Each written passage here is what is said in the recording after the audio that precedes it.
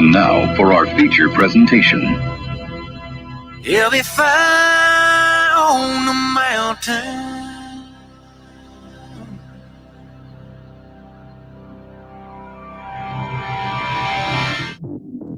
JB and Darren on the JB and Goldwater Show. Line drive right field, base hit. South Carolina wins the College World Series. Hudson, touchdown. Hunter Renfrow. He got him, and it's all over. Coastal Carolina rules the roost. They win the championship. And South Carolina has won the national championship. Senegal baseball team has done it again, but this time the Bulldogs beat one of the top teams in the country. They are giant killers. Get the ball to Bennett. He does.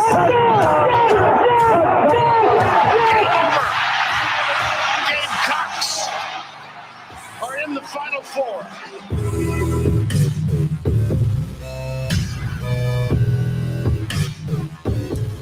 All right, greetings and a good Thursday afternoon, and welcome aboard the JB and Goldwater Show, live, loud, and online, and driven by our friends and yours at Stokes Volkswagen. Find them at stokesvw.com. Find us on the all-new JB and Goldwater app, and also at jbandgoldwatershow.com. If you download the app, it's free. The season ticket is also on that app, and you can get some good behind-the-scenes stuff with us by being a season ticket holder. I promised you yesterday that there's some more coming, and there is. But we've had a lot to deal with over the last few days, so hang tight, you season ticket holders. We will get some more to you here very, very soon. You can watch and listen, of course, to our program for free on the app as well. That's why we built it. JBGoldwaterShow.com, as I mentioned.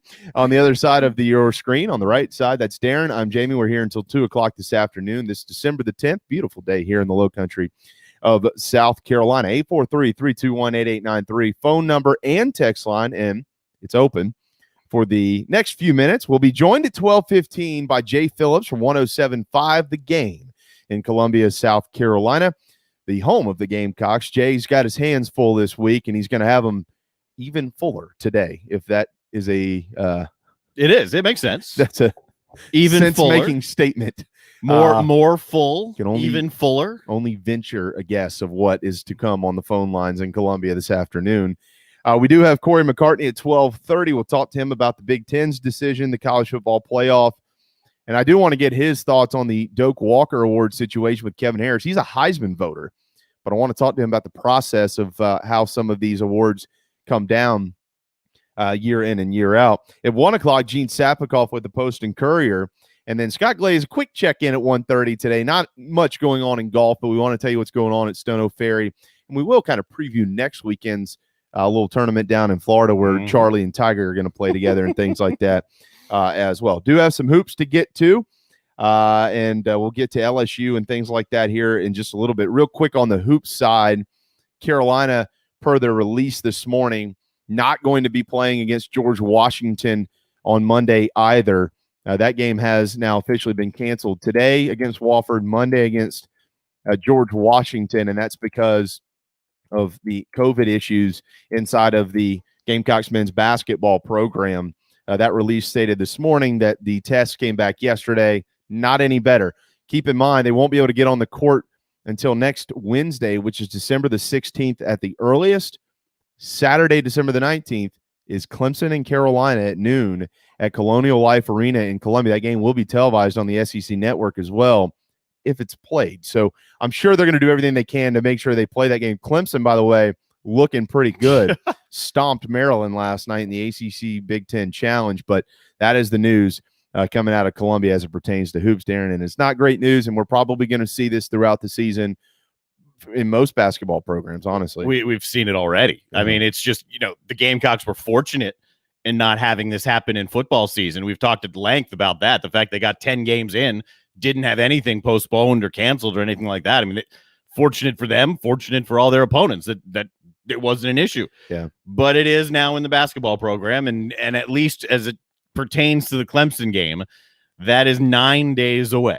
So hopefully the quarantine works out. Hopefully everyone does their part and everyone is available and ready to go at least enough guys are that they can play the game against Clemson. Yeah, and I feel for Gamecock men's basketball. This is a good team. This is a good team. Frank's teams always get better as the year goes along as well.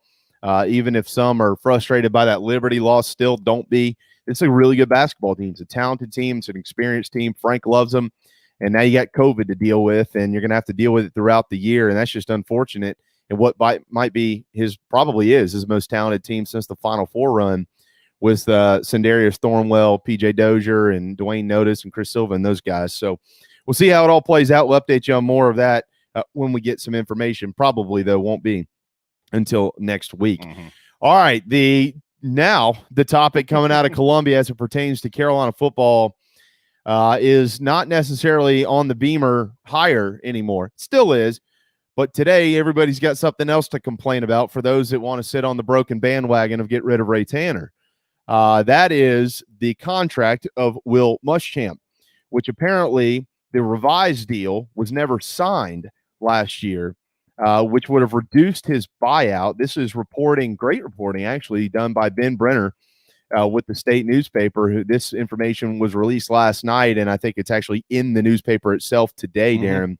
But it looks like the Gamecocks, per the contract, are still on the hook for the full $15+ million of the buyout for Coach Will Muschamp. So that being said, it's created some chaos for those who sit behind their keyboards over the last 24 hours or so. That's what they do, Darren. They do. Fire insults. Your keyboard warriors. Keyboard warriors. Fire insults and feel better about yourself by doing that. Look, here's what Carolina does need to speak on this. I personally, this is my personal feel on this situation. I personally don't, I get it. You're talking about a $2 million difference. $2 million is a lot of money. It's a lot of money in a pandemic. It's a lot of money in general. All right. We also have to remember you're talking about an SEC school here that has much more than that. All right. And these buyouts are not always necessarily just paid right out of the athletics fund. That's not where all typically from. That does not happen. No. There's outside influence in these buyouts. Yes. That's kind of how some of this works. That's the way it goes down. So, but my personal feel, Carolina needs to speak on this. We need to hear their side of this. Now, the reason that the contract wasn't signed is because Will Muschamp was decreasing his salary and pausing any future raises to be able to get a bump for Thomas Brown, former running backs coach, who's now in LA with the Rams. It didn't happen because Thomas Brown ended up taking that job. Right. So this contract was left here and the contract was never signed. So I can understand why the contract was never signed, because Thomas Brown left and he was actually going to be, it was part of this deal to have it signed to benefit Thomas Brown, but he left. So I understand that it was never signed. I get that. But it's like, it's all of a sudden hitting fans in the face of, well, were we lied to? No, I don't think anybody was lied to. I mean, Ray Tanner never stepped up to the podium, or Bob Caslin or anybody ever, and said, this is exactly what the buyout amount is for Will Muschamp. Nobody ever lied about that. No. But people are, well, is he incompetent? No, he's not. No, he's not incompetent. I saw somebody, is he unintelligent? No, he's very intelligent. But they need to speak on this, and they need to get in front of it and give their side of it. Coach Tanner, when they introduced Shane on Monday, and one other time, and it might have been right after they let go. It was right after they let go of Coach Muschamp.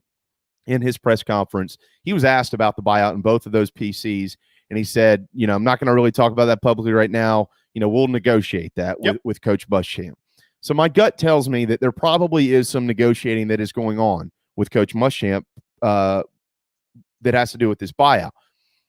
The contract, though, the official contract says that he's owed $15 million. So Will Muschamp could look at you and say, I ain't negotiated nothing. Pay me my $15 million over the next 4 years through 2024. And it would be whatever that amount is every month, $270,000 or something like that. So we'll see how that works. Do I think it was a misstep? It's hard to not think it was a misstep. Somebody obviously dropped the ball somewhere, right? I mean, there is general counsel that is involved in all of these contracts. I mean, that's really where this goes. Okay, we've negotiated the deal. We send it through general counsel, agent, coach, general counsel. They look over everything. They sign it. They move on. Yep. So, hammering Coach Tanner for all this, although he's the leader of the athletics department, and I understand that people are going to do that. I'm not necessarily defending Coach here, but just hammering him is, I think, inappropriate. There needs to be other people that would be drawn into this conversation. Now, if you want to hammer the university, I'm okay with that until we get some type of response. That's okay. But I wouldn't necessarily just throw all this in the face of Ray Tanner, because there are more people that are involved in this. But we need to hear from South Carolina. We need to hear from South Carolina. The bigger issue to me is not the $2 million there, 13.215 fine. I mean, when you're talking about this amount of money, okay, that's not that big of a deal. It's not a drop in the bucket, but it kind of is. And it's not. We can figure it out. And it's not the university probably that's going to be forking this over. It's people who are giving their money to the university in order to make this happen. The bigger issue to me is the mitigation clause, because that is an issue. If I'm Will Muschamp, and I don't know if he wants to coach again immediately, but if he does, he will have a job immediately if that's what he wants to do. Yeah. And generally, when that happens, the school that is on the hook for the buyout then does not have to pay the entire buyout, because now you've got your own contract, another contract with another school. Will Muschamp doesn't have that clause in his contract. No. So should he want, or should his agent want, or however the combination works there, should they want to get all of that money, they can. So that's the bigger issue to me. And is it a major deal? No, it's not a major deal. It is a misstep. Sure. I like the way you put that, but that's the bigger concern. That's one of those things you don't want to make a mistake on, because then that's more than $2 million you're going to start talking about. That could be a lot of money. So I understand not every coach has these clauses in their contract. Most of them do. And maybe there is a gentleman's agreement that will negotiate this thing and move forward. But the fact of the matter is that a gentleman's agreement is just that. And if it's not in the contract, if he changes his mind, he could easily get all that money. Well, he could. Yeah. I mean, 75% of FBS schools and their coaches, right around 75% is the number that I was given yesterday, have mitigation clauses. But in the SEC, that's different. In the SEC, there are a lot of coaches that don't. Jeremy Pruitt does not have one. Dan Mullen does not have one. Kirby Smart does not have one. There's one other name. I don't know if it's Lane or somebody. Okay. I'm trying to think of some major names in the league right now. There are a lot of coaches in this league that don't have them. And now a lot of these guys are also represented by Jimmy Sexton. Hey. Who is making a boatload of money off all these guys. It's essentially, get hired to get fired sometimes, and we're all going to get paid around here. And that's the way the business model works. You hope that doesn't happen, but it happens. So in the SEC, for whatever reason that is, and I get it, people want to pound Carolina on it. They're not the only ones in that bag that don't have some of these mitigation clauses in there with their head coaches. Now, what other language is in there that maybe offset some of that? I don't have that answer. I don't know what that is. I have no clue. I don't know how any of these contracts work generally. But the mitigation deal is certainly something that is always going to be concerning if you don't have one in any clause out there, any coach's contract. I think where this is kind of taken on a life of its own is over the last 24 hours, people saw that number jump from 13 to 15, and they're going, "Wow, Ray Tanner's incompetent." Well, he's not.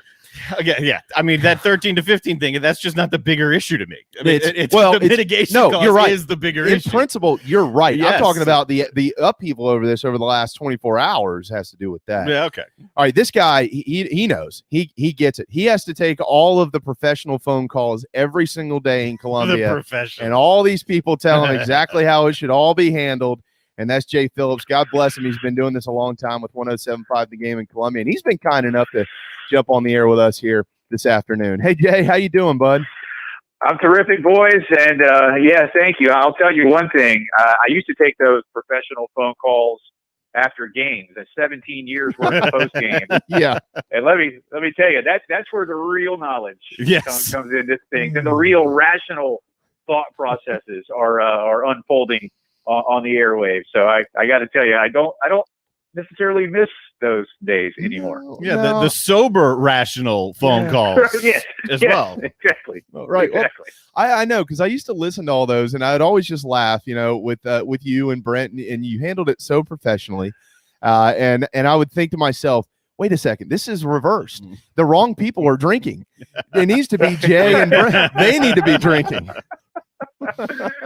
Believe me, there were days we wanted to, and you gotta do the job. But look, no, it was fun, and I get it, and it was people care, and I understand that, and you find the right way to blend the emotion with the reality, and when those emotions are raw, especially after difficult losses, you got to understand what you're doing, and I had to sometimes remind people, hey, I'm just some dude with a microphone in front of me. I didn't call a play. I didn't throw a pass.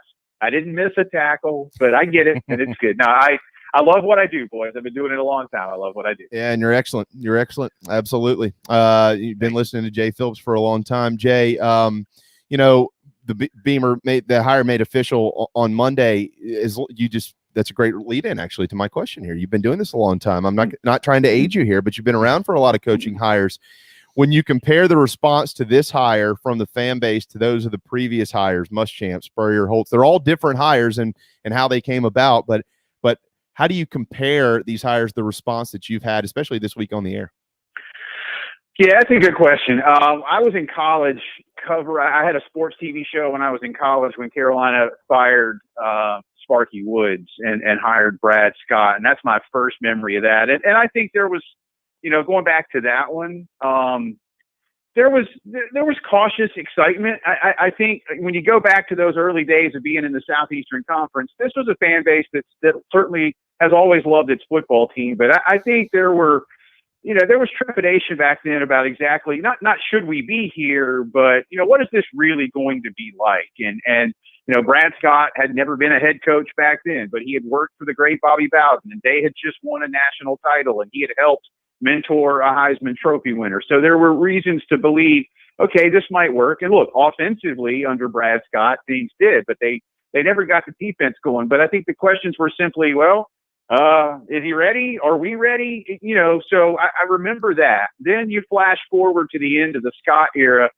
And what I would say to the hiring of Lou Holtz, that did feel like, and I don't want to get religious here when I say the word savior. All right. I don't want to offend anyone when I use that word. And I do have it with some hyperbole, but here comes Lou Holtz, right? This was not just some other coach. Here comes Lou Holtz, national champion, Notre Dame. And the program needed it. Mike McGee worked hard. I think that was elation. I think there was, a sense of relief that things were going to get better. And they did for a little while. Then you get Steve Spurrier. And again, maybe not the same level of elation, but oh, crap. Yeah. Now we got Steve Spurrier. Like, how did this happen? We're South Carolina. And obviously it took a while, but things got real good. And then you go to the last hire. And I'll admit I was one that liked it because I thought Will would have learned some lessons. And I know the pressures at Florida are very different than the pressures at South Carolina. And I thought, well, hey, change a little bit of how you do what you do. And I think you can be deemed a successful coach at South Carolina. So I understand at the same time, y'all, that people around here were like, well, he failed at Florida. I mean, you got all those players and all those resources and all that history. Why is it going to be better here? And again, I make the point, thought he would change. He didn't, and he's out. And so now here's Shane. And I love this hire.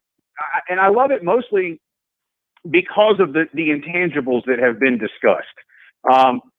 Shane's long time desire to have this job, that he's been filling up binders and making mental notes through the years, taping the coaches show. I thought was a neat thing for him to add in to the Monday press conference. He wants this job. His family wants to be in this city. They want to raise a young family here. The want to matters a lot. On top of that, y'all, more than 2 decades of nothing but big-time football experience. Philip Fulmer, Sylvester Croom, his father, Steve Spurrier, now 3 years at Oklahoma, the years at Georgia. This guy's ready. Is he going to win? I don't know. He hasn't played yet. But I think he is as ready as anybody. So they've all been a little bit different. And I understand the trepidation, Jamie. I get why people are a little nervous about this because he's never been a head coach. In my personal opinion, I'd rather have Shane's resume than Jamie Chadwell's resume. And I'm not trying to knock Jamie Chadwell, who's doing great work and is going to be a terrific head coach at a higher level very, very soon. But here today in Columbia, in the SEC, I want a guy who's been through the battles in the SEC a lot and knows that Carolina has to throw a few punches here and punch above their weight to get back to where they want to be. I think Shane's ready for this task. Jay Phillips, 107.5 The Game, and I agree with that. And I think that there's been too much made out of this OC, DC head coach because that conversation that kind of led into the hiring of Shane. And I would expand that beyond Jamie. I mean, I love what Billy's done at Louisiana, certainly. Mm-hmm. You know, Brian Johnson, a great up-and-coming coach down there at Florida. You've got Scott Patterson out there at Louisville now, who's done I think he's done a great job. The record does not necessarily reflect that this year, but I think he's done an excellent job. The only other name that, I'd look at and say, well, from an experience standpoint, it's really comparable is Hugh Freeze. And Jay, I think the same thing that I know. He's not been in the running for this job for a while. And yeah, he wasn't getting it. I've been told repeatedly he wasn't getting this job. And I'm not sure that he really wanted this job. No. I've been told by others outside of our state, Hugh Freeze has his eye on Tennessee or Auburn if they come open. I don't think Auburn's going to come open, but Tennessee might. But I don't think Hugh was ever seriously in the running for South Carolina. No, I don't either. And that leads you right back. And what you just said was perfect. And Ray knew that. Ray saw that. And I think Bob, caught on to that as well. And the fact that, look, his resume might not have offensive coordinator specifically or defensive coordinator specifically or, quote, head coach specifically, although he's had offers, but his experience in my opinion, was overwhelming compared to the others. And 9 years in the SEC, Jay, we all know what quality SEC experience means. Yeah, I like I say, I think that right there is it. Like some people have said, well, it's great that he wants to. A lot of people want to. I'm like, well, yeah, and if that was the only factor they considered, then they would have made a huge mistake. But the man has, again, a 2-decade resume of nothing but big time football. And let's not forget, despite whatever type of player he was, y'all, he was on a team that played for a national football championship. He from the get-go, he has understood in some capacity what it's like to have those pressures on you all the time and the expectations. That's all he's really known. You could argue that it's the little pocket of being at Mississippi State and South Carolina where the pressures were least on a coaching staff. And everywhere else, it's been very, very high, and he understands he's got to turn it around. I like the whole package. And now the hard part, you got to go get the horses to run the race and win some games.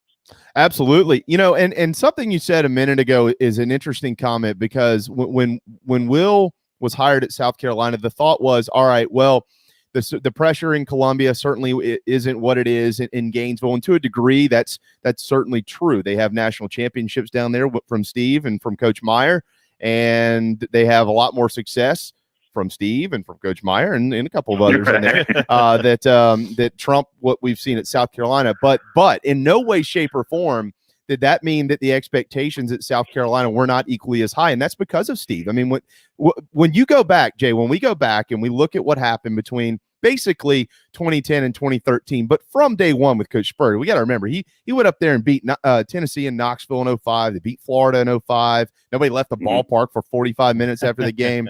He set expectations quickly. And so this fan base, once they saw those 42 wins in 4 years in an Eastern Division championship, they raised their expectations. And so, yeah, when we compare resumes of schools, no, the pressure isn't there. But from the fan side, I think that the pressure is there, and it's just SEC pressure. You can't get away from it. No, you're right. And to further your point, you go to those good years, and whether people want to just take the 3 11-win seasons or tack on 10 or tack on 14 behind them. I've often said 49 wins in a 5-year period and averaging nearly 10 wins a year at South Carolina over that stretch. It's that second 5 years that changed everything. And yet so many people, and I'm not trying to be critical because I guess I do some of it myself here, but so many people were saying, well, look at Steve Spurrier's first 5 years and Will Muschamp's first 5 years. And I said, y'all, it's the second 5 years of Steve Spurrier that raised the level of expectation. Why is there such a large percentage of the South Carolina fan base willing to basically go back to some other kind of beginning? You saw the bar get raised. Don't lower it again. I mean, why are you doing that? Don't. And I'm not saying you got to expect 10 or 11 wins because that'd be silly. Until this school wins a bunch of SEC championships, and I mean that it's plural, then don't expect that. But at the same time, don't just be satisfied with, well, if we win 6, that's good, or hey, I'd like to win 7, maybe 8. No, set the bar. And I've said, listen, set the floor at 8 every year is what you expect. That's in and out of conference combined. And then you take your chances. And look at a team like A&M right now. That's kind of what Carolina needs to be doing if you want to look at a conference team. Don't look at Auburn. Auburn's played for 2 national championships in the last 10 years. Carolina's not – I know they beat Auburn this year, but Carolina's not Auburn, and they're really not even that close to Auburn yet. But A&M, even though they haven't beaten the Gamecocks haven't beaten A&M, look at what they're doing. They're poised, guys, poised to get into the college football playoff. They won't do that every year over there. And I think they know that. But every 4th or 5th year, can you at least be in the discussion? That's where South Carolina needs to be right now. And that's what Steve Spurrier did in those second 5 years. So I think it was very fair for Will to be measured somewhere in the middle of Steve's first 5 and second 5 years. And I think that needs to be the standard at South Carolina. But I complain on my show, boys, I can't even get the fan base to agree on what the minimum standard is. No. I think that's one of the issues that a lot of people face when they look at Carolina, which brings me back to the other point. Shane knows all that stuff, and he very much wants this job. So he gets the situation he's coming into, and I think sometimes others do not always fully appreciate that. I'm glad Coach Beamer does. Well, it's very interesting because, the baseball team wins back-to-back national championships, Jay. All of a sudden, the expectation is if you're not in Omaha every year, you failed, which is not true, but that's the expectation. Right. With basketball, right, you get to a Final Four, and then you don't make the tournament the next year, and it's fire Frank Martin. But with football, you got a bunch of people who are saying, well, we should win 10 games every year, and then we have a bunch of people saying, well, we should probably win 7. Unfortunately, some of the former players maybe thought that, and that's not good. Let me ask you this. And I know we only have a few minutes left here, but let me ask you this. So over the last 24 hours, a different situation has transpired with this Will Muschamp contract, which, by the way, God bless you today between 1 and 4 p.m. on 107.5 p.m. Have fun. I'm off tomorrow if that gives you any indication of what I expect today. Yeah, that's right. Well, general thoughts on this. I mean, I think we probably need to hear from South Carolina on this, but your general thoughts on Ben Brenner's report from the state yesterday. Yeah, and we had David Cloninger on, who you all know well and writes for the Post and Courier yesterday, and we were still trying to delve more deeply into these numbers. I don't know fully exactly what to expect right now. Like, what was signed? What wasn't signed? What are we talking about here? I have Coach Tanner on my show next Wednesday, so I hope I'm with you. I hope we hear more from them before then. I don't know if we will, but my thought is it goes back to something that we've said, and Coach Tanner has been on before and told us this. At the time when they gave him Will the extension, they felt it was the right thing to do, and to put the big buyout in on both sides as some level of protection. But now I'm confused, and Jamie, I heard you mention something earlier that I want to agree with before y'all brought me on. $2 million is a lot of money, and I know some people will say, well, in an SEC budget, that's not that much. Well, okay, I understand percentages. I'm not great at math, but I understand percentages. But in a general sense, especially right now, I don't care what you're talking about here, but $2 million is a lot of money. I agree with you 100% on that. So, if we're talking, the difference in what you can pay a couple of coordinators or what you can do to enhance some facilities or pay down some more of your long-term debt, with a nice 7-figure check, then I think there need to be some questions answered about exactly what we're talking about here. I don't have a lot of detail yet, so I agree that we need to hear more. what I am hopeful of and what I've been telling fans for a long time, at least this season, is this is why two parties in a difficult situation hire quality attorneys. And I'm not trying to be flippant when I say that, whether it's the unfortunate situations of divorce, or you got some kind of property dispute, or in this situation, a contract situation, things like that. Go hire good attorneys, and whatever the contract may say, what can you hammer out right now to make everybody feel good? Does Will push hard for every penny, despite the fact that he, dare I say it, y'all, failed quite miserably, especially the last couple of years? Does Carolina look to cut it in half because of that failure? Where do they meet? But it is a little troubling that we're at this point and don't seem to know the hard fact.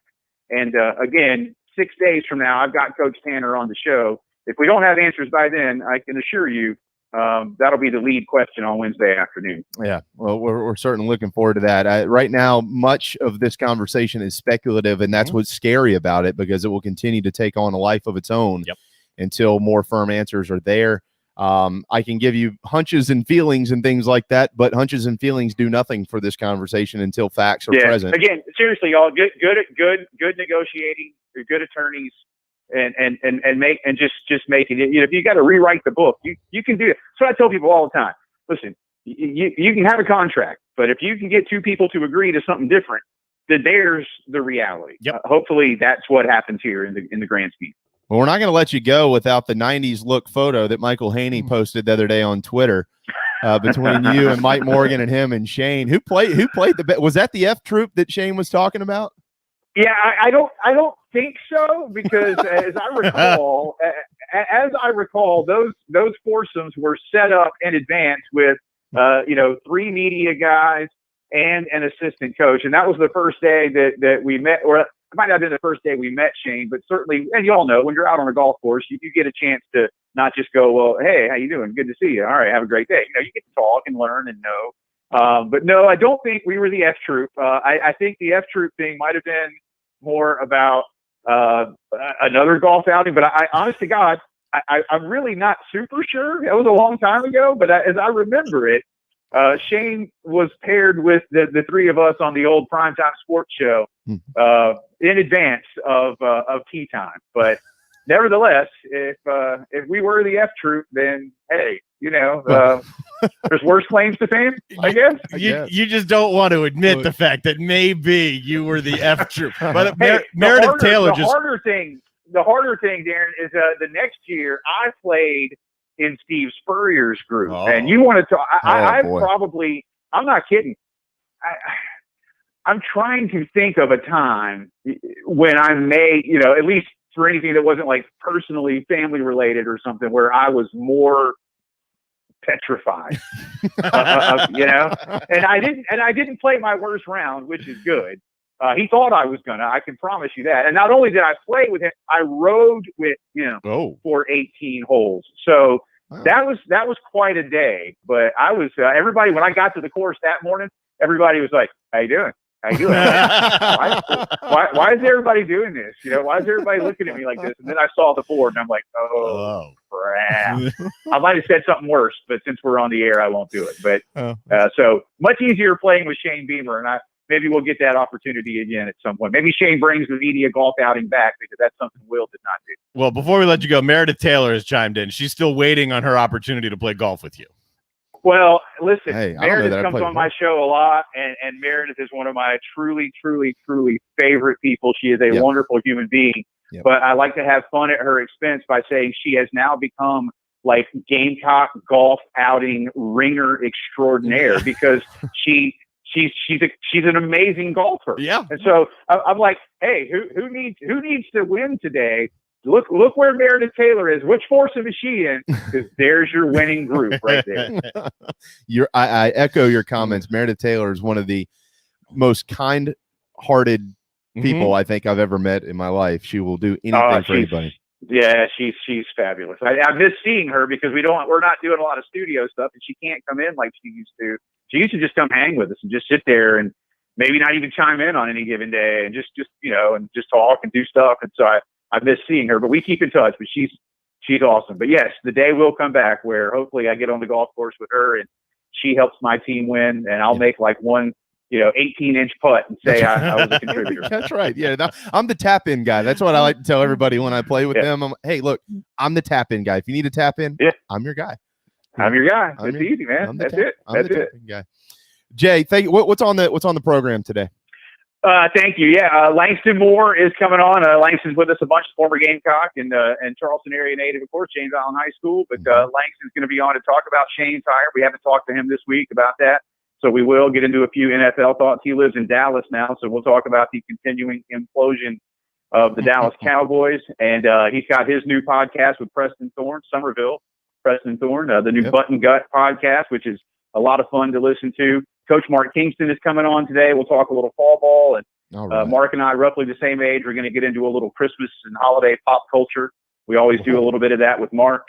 And we got a picks contest today. And I've got a poll question out about whether Carolina should go to a bowl game. So in addition to the contract talk, I do think that Carolina is in line for a bowl bid, believe it or not. So we'll get into a little bit more of that today too, but I appreciate you asking. Absolutely. Becoming much more likely now with LSU not bowling this year. South Carolina. And by the way, how noble of LSU. Oh, yeah. Take themselves out of a bowl game. Great guys down there. Absolutely. Great guys. No bowl game, but Will Wade's still coaching, so it's all good. It's all good. It's coming. It's coming for them at some point very soon. Jay, we're going to have you back soon if you'd be so kind to join us. We'd love it. Anytime, boys. Let me know. Happy holidays to all of you. Looking forward to catching you on the ride home today, Jay. Thanks so much, bud. All right, guys. Be good. Jay Phillips, 107.5 The Game in Columbia. Time for a timeout. Corey's waiting. He's patient. We've got him. He knows we're always late. We'll be right back. Is your old car really scary? Does it look dreadful or smell awful? Don't be frightened. There's never been a better time to trade in your spooky old car. Stokes Volkswagen just received a new shipment of the VW Atlas and VW Crossport. But here's what makes that even sweeter. Every new Atlas and Crossport is $3,000 off MSRP. Plus, every 2020 Volkswagen is available with 0% financing. That's right. You get both the huge discount and 0% financing. So if you want to play trick or treat at other dealerships, that's okay. Come see us at Stokes Volkswagen on Ashley Phosphate or visit stokesvw.com. Peace and love at Stokes VW. Plus tax tag includes $399.50 closing fee. Offer subject to lender approval. Expires month end. Merry Christmas! Keith Gunther here with McFadden Pest Control, wishing you all a happy holiday season. The only outdoors we want coming inside your home this time of year is the Christmas tree. McFadden Pest Control wants to make sure your family has a safe and enjoyable holiday season. And the best way we know how to do that is to make sure your homes are pest-free. We've been protecting the Low Country for over 40 years. Families trust us. We hope you will too. We're wishing you and your family a Merry Christmas from the entire McFadden Pest Control family. McFaddenPestControl.com. Family Bingo Night is back. All 3 Dog and Duck locations. Every Monday from 6 to 8 is the perfect time to bring the kids, have dinner, and play bingo. They've upped the prizes with retail store gift cards, gas cards, in-house cash cards, and kid-friendly gift cards like Nintendo, pizza, App Store, and more. Thanks for supporting local businesses like the Dog and Duck in Bell Hall, Park West, and on Clements Ferry Road. What's up, everybody? This is South Carolina singer-songwriter Patrick Davis, and I might live in Nashville, Tennessee, but guess what? I can always listen to the JB and Goldwater show because they are always live, loud, and online. Pink, pink, pink, pink, pink. 12:39. Welcome back to JB and Goldwater show, protected by McFadden Pest Control. Right to Atlanta we go. I'm so sorry, Corey. We keep doing this to you. We had Jay Phillips on from Columbia today, and it went a little long. Some things going on this week in the great state of South Carolina. So thank you for being patient. Hey, you got it. Yeah, just a little bit down there, right? Yeah. It's just whatever. We're whatever. There's things going on at LSU. There's things going on in the Big Ten. What a wacky time. So the Big Ten, Corey McCartney, by the way, this is Corey McCartney. If people haven't watched our show before on a Thursday, joining us from Atlanta. Big Ten overturns their initial ruling of can't qualify with less than 6, and the Buckeyes are in. Corey, we did hit on this last week. I'm tempted to imagine that you agree with that decision. Yeah, I mean, look, they're protecting their product, right? And they're giving themselves the clearest path to get a spot in the college football playoff. Obviously Ohio State in position to do that right now. Indiana would have been a great story to be playing for a conference championship, but they didn't earn their spot, and Ohio State did. So we'll see them against Northwestern with a spot in the playoff on the line. Doesn't that bring up a really interesting scenario for Indiana? And I love their statement that they released yesterday. It was very honest. I mean, look, they didn't get it done. They were a touchdown shy of tying that game against the Buckeyes, so they obviously lost to them. But the rules were in place, and the rules at that point in time, before yesterday, said Indiana is going to be that division champion, and they'll move on. But the other side of that, though, Corey, right, is Indiana's got no prayer getting into the college football playoff. Ohio State does, and if Ohio State gets in, everybody wins in the Big Ten because of financial reasons. Yeah, I mean, I think I also look at this from the end of you can't necessarily blame Ohio State for games that were canceled without them being the reason for those games being canceled. Right. I mean, they went and played Michigan State, with basically a skeleton crew. I mean, you saw how bad some of those snaps were to Justin Fields early in that game. The games that were canceled were not their fault. I mean, they're not the ones who stepped up and said, we're not playing this weekend. That was Michigan. So I don't think you can necessarily penalize them when they weren't the ones who were the reason that these games weren't being played. It's also easy to forget recent past. Clemson and Florida State could easily be playing this Saturday, and they're not because the ACC has amended their rules to give these two teams a weekend off and not force the makeup of that game that was missed. I mean, So every league and every conference is doing the best they can to, I guess, plow forward, right? If you have a chance at the playoff. Yes. Yes. Well, but I think we're fixating on it too, because Ohio State playing such few games. The Big Ten just, obviously they scheduled such few games. They didn't allow themselves any wiggle room. It would have been interesting if to go back to when Nebraska had that game set up with Chattanooga. If they would have let them play that game, what we could potentially could have had this weekend with Ohio State. Obviously, Texas A&M would have been an available opponent for them.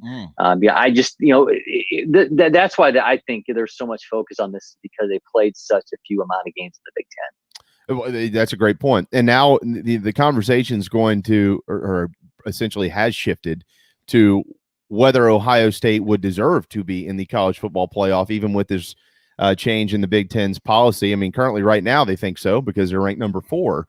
But could that change? And again, I know, Corey, we hit on this with Corey a lot last week, but after another week of seeing what you've seen, we still have Alabama and Florida to play in the SEC championship game, Clemson and Notre Dame. Does your opinion change at all if something happens in those ball games that maybe a Florida upset of the Tide that could shift this? Yeah, I mean, I think if Florida knocks off Alabama, I think they're going to both be in. Obviously, you're talking about then that's half the field, and then what happens with Clemson and Notre Dame? If Clemson's got 2 losses, you just can't see them getting in. Obviously, that would be Notre Dame, and then you've got Ohio State there, and you've got Cincinnati kind of sitting there lurking. But Iowa State's the team that I think weirdly got a huge bump this week from the College Football Playoff Committee. They really, they cited them obviously having a couple tentpole wins. Oklahoma's been on the rise. They're up to a number 11 now. That's a team that they took down. Obviously, they beat Texas. They played really well. But this is also a team that lost to a Sun Belt school to open up the season, a Sun Belt school that went on to lose to Coastal Carolina.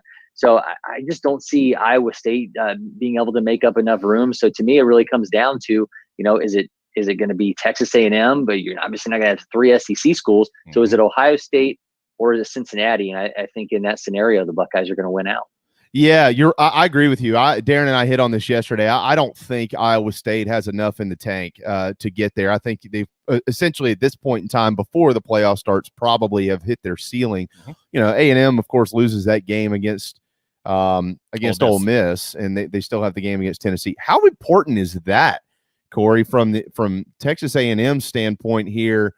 If they're able to beat Tennessee, they'll finish the year 8-1, a magnificent record, certainly under circumstance, but 9-1 would absolutely look tremendous in the SEC, with your only loss being against the top-ranked team in the country in Alabama.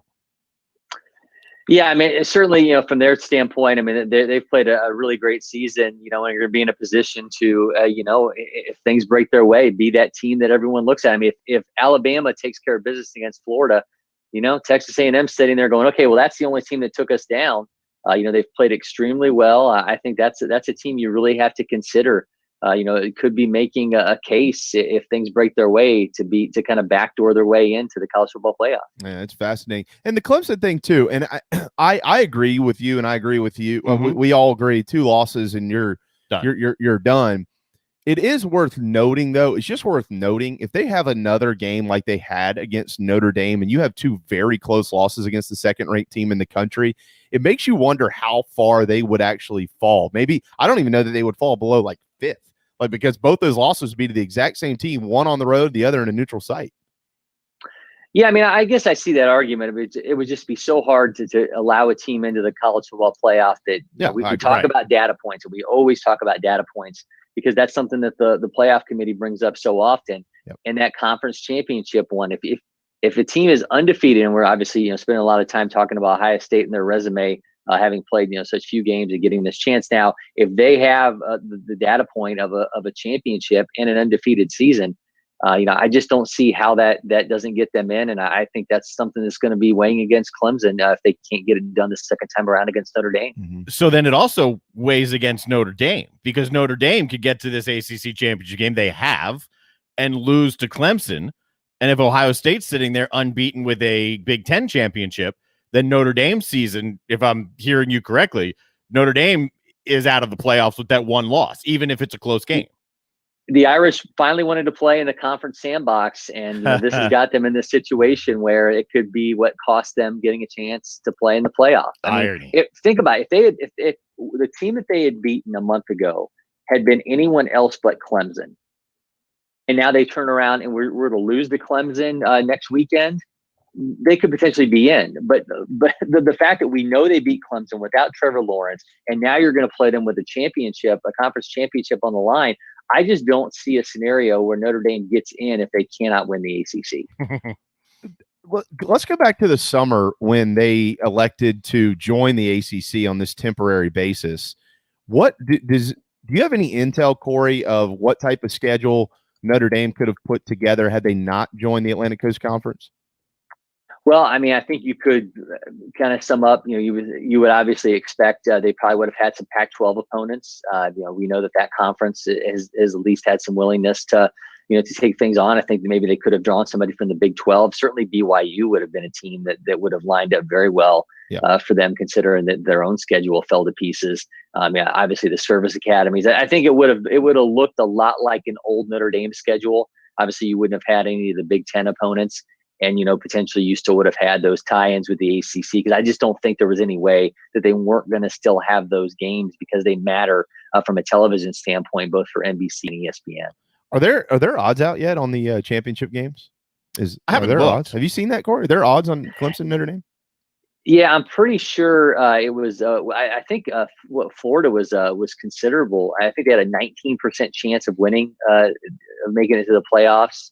Obviously, so that tells you that the odds there of them getting through Alabama. I don't exactly know what the line was though on Clemson and Notre Dame. Working on it. I haven't actually seen one, but if the feel is, even though Notre Dame already beat them once, and that game was in South Bend without Trevor Lawrence, although Ian Book rightly pointed out this year, hey, Trevor Lawrence didn't play defense, but let's also remember Clemson had some defensive guys out that game as well, particularly in the middle.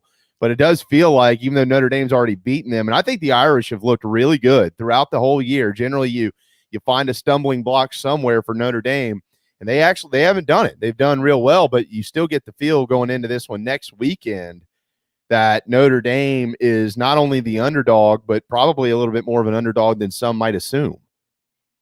Yeah, I mean, I think with Notre Dame, and it's felt like this, you go back to Tyrell Willingham, you go back to Bob Davies. We've always had this time where we get really excited about Notre Dame, and then there's that wake-up call. And this season, what looked like was going to be that wake-up call was going to be the Clemson game. And obviously not having Lawrence there, played a huge factor in that, no matter what Ian Book wants to say. The North Carolina game looked like a potential, pitfall game for them as well. They got off to a really fast start in that one. So I think they've certainly answered every question to this point.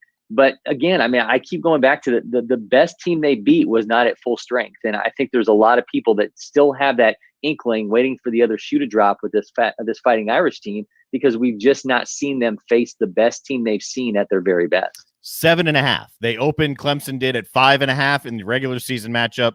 The opening line for the ACC championship is 7.5.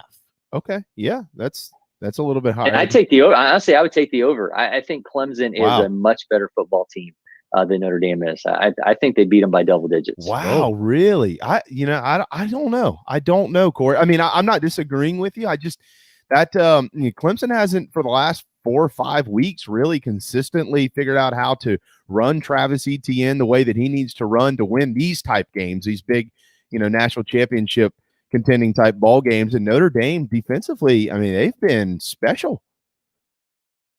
I'm not going to argue with that. I just think there's just so much firepower in what Clemson has offensively that let's say Clemson gets out to a nice lead against Notre Dame. I don't necessarily see Ian Book to me as a guy who can make some plays. He can, obviously you see that sandlot football approach with him, and he can pick things up when a play breaks down. I just don't know that he has it in him to put a team on his back and lead them back from a major deficit. I just don't think they have enough offensively, firepower wise, to play that kind of game if Clemson puts them in that situation. Yeah, I agree with you. I don't disagree with that at all. Yeah, if they come out, if you're down at halftime, something like 24-10 or something like that, that is a tough hill to climb in the second half without something magical happen turnover wise or something. But we'll get there. We're not there quite yet. What do you what do you make of this whole Coastal Carolina Chanticleer situation? Last week the win over BYU, the stop there at the goal line. How significant is this group of 5 story in your mind? It's a fantastic story. But again, I mean, we talked about this with BYU, multiple times. You see where they really sit in the playoff committee's eyes. I mean, they're 13th right now. I mean, they're behind. I mean, to me, I don't understand Oklahoma being where they're at. As bad as they've looked at times. I just don't think those teams are ever going to get. To get the real, the real love that they should. Buddy Ryan McGee at ESPN, I think, really summed it up nicely when he's like, it's like they get the prettiest girl's number at the bar, and then they call it. They call the next day, and it's somebody's grandmother. It's just like they just don't get the real support that they should, or the real chance that they should. I mean, it's always going to be great to be that story, until you actually need to lift them up in a significant way. We've seen the playoff committee is just not willing to do that. If circumstance was different, if we had a different playoff structure, if we had an 8-team playoff structure, would Coastal Carolina be a team that would, at this point in time, be deserving of that 8-team playoff? I mean, I guess you have to then think, okay, how many at large, or how many, teams from outside the Power 5 conferences are you going to allow in? I mean, Cincinnati, you see they're 5 spots above them in the latest ranking. So if it were to come down to it, I would imagine that Cincinnati would get the spot over Coastal Carolina. But they've been a fantastic story. I mean, they delivered last week what we might look back on and say was the best game of 2020. I mean, that's really saying something for those two teams, especially when you consider how they basically pulled that thing together so quickly.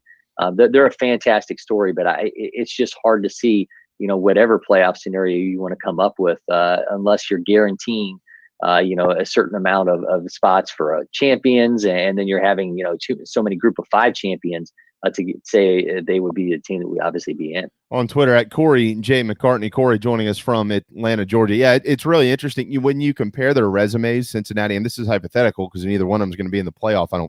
Pretty sure Cincinnati won't be. Even though Desmond Howard picked him before the year started, when you look at their resumes and you compare their resumes, you could make the argument that Coastal Carolina's resume by their largest wins is better than Cincinnati because of the win over BYU, the win over Lafayette. You're talking about the 18th and 19th ranked teams in the country right now. Cincinnati does have wins over Army, SMU, and that's it. That were ranked at the time, UCF, but from a total body of work, that you start bringing teams like Tulsa into this conversation, Memphis, Houston, teams like that. All right, that conversation might be a little bit different, but we don't have an 8-team playoff, Corey. We're not in charge of this thing, so it doesn't matter. All right. No, and when you look at it, also they beat Louisiana, the team that beat Iowa State, who we're talking about the playoff committee now falling in love with. That's right. Yeah, that's right. I mean, it's fantastic. LSU. Okay, so Will Wade's still coaching, right? I just want to make sure he's still coaching the basketball team. He is. All right. but they're not gonna. They're gonna self-impose a bowl ban because they're 3-5 and they don't want to go to Fort Worth or wherever they'd end up. Was this in your mind? Like, is there more behind the scenes? Like, hey, you know what? Let's not go to a bowl game this year. Or are they truly trying to get in the good graces of the NCAA because of who was it? OBJ. Both. Okay. I think it was convenient to do it now. I mean, if they had only a loss to Alabama on their resume, you think we'd be having the same conversation? No. Or do you think they'd let it play itself out during the offseason and look at chips fall where they may? Exactly. This is because they're 3-5, and this is the one of the worst defending national champions we've seen in the modern era. This is driven by convenience without question. Yeah, I don't think I've ever seen a defending national champion have this terrible of a season. Do you? I don't recall it off the top of my head. I mean, I haven't seen one. I do want to flip things over to baseball though quickly, because the affiliate list was just released yesterday for every team, and I got a cryptic text from a good friend of mine who is a president of a minor league baseball team, and he said, "Keep your eye on baseball these next couple of days." ... I don't know what he's trying to get at because we weren't able to actually hook up over the phone. What's the general sense around Major League Baseball right now with this, with the announcement of the farm systems and then just moving towards next year? Yeah, I mean, it was kind of weird, right? It was like the email I got from the Braves said that they invited teams to be their affiliates. I just assumed it was a given. I didn't know you could say, "Nah, we're good." Yeah. I can't imagine the Gwinnett Stripers saying, "Nah, we're good. We don't want to be the AAA affiliate. We're good there." I think there's I think some weirdness. Certainly, we're getting into the sticky situation here of, we've heard it rumblings that the 2021 spring trainings may not start on time. Obviously play in terms of the finances for 2021. We don't know about the DH, although teams have been told to operate under the assumption it's not going to happen. But teams think it's going to happen, and they don't know how to proceed in terms of that spot on their roster. They don't know how many players they're going to have on their roster. Are they going to have 30? Are they going to have 28? Are they going to have 26? There's just so much weirdness and uncertainty with baseball right now. And this week, with the winter meetings being virtual and you're not having those normal, face-to-face conversations and kind of being able to dig things up, I just think it's just in a weird spot right now. And certainly until the Players Union and Major League Baseball sits down and hammers out what 2021 is going to look like, I think uncertainty and a lot of ... is going to be how you approach baseball for 21 in the coming weeks here. What's a general timeline of some of these decisions to be made? I think they're going to have to sit down here, within the next couple of weeks and get this thing hammered out. Obviously we've seen really slow moving free agency in terms of the position players because teams don't know what's going to happen. I mean, Marcell Ozuna's market doubles if the designated hitter is in the National League. I think everybody thinks and hopes it's going to happen. If it doesn't happen in 21, it's going to be there in 22. But you're just seeing a lot of slow movement because teams just don't know. And I think as you start to piece rosters together, you've got to have that information. We talked about this before the trade deadline. They did not tell teams that what the situation was going to look like in the postseason in those first couple rounds with no off days. I think the teams are going to push the screws a little bit this time, and they need the information from Major League Baseball to get things set up for how 21 is going to operate.